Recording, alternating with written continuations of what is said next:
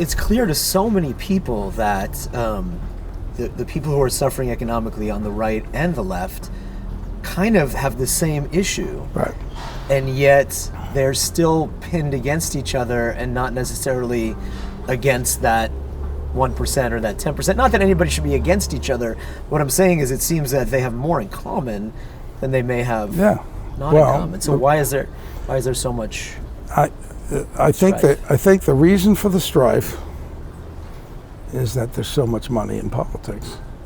Since the Supreme Court in 2010 said basically you're a corporation, you can spend what you Which want. came from a documentary, by the way. I did a little investigation. Is that right? Yeah, that came from a documentary. It's pretty outrageous, but you think that's the cancer that got into our system. Yeah. I sit there and look at the last election, both parties, the last two elections.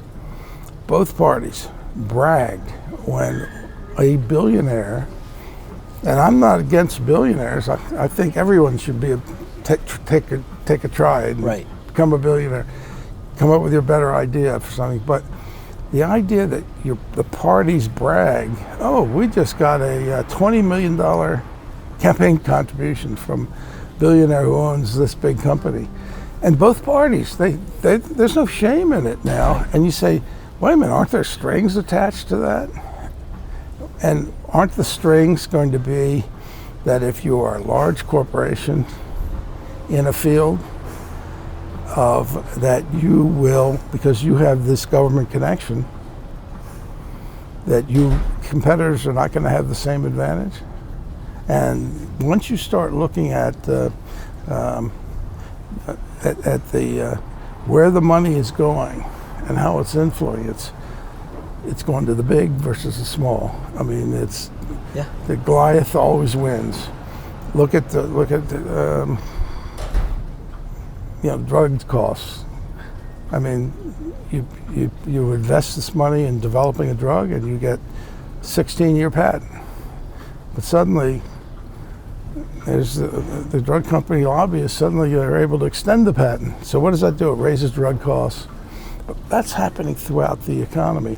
I know the former CEO of Google, Eric Schmidt, was shocked. He was absolutely shocked. He said, I had no idea until I started working with Washington via Google.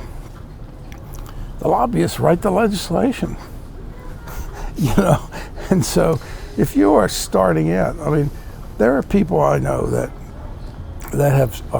have brilliant tech ideas.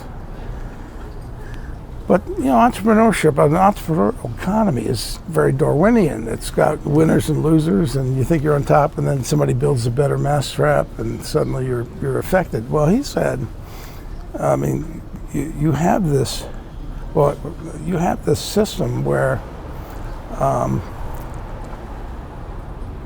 established companies, tech companies, and others will see an entrepreneur with a brilliant idea that theoretically could threaten their foundation of their country. And they make them a billionaire. They buy the company. And what do they do with the company?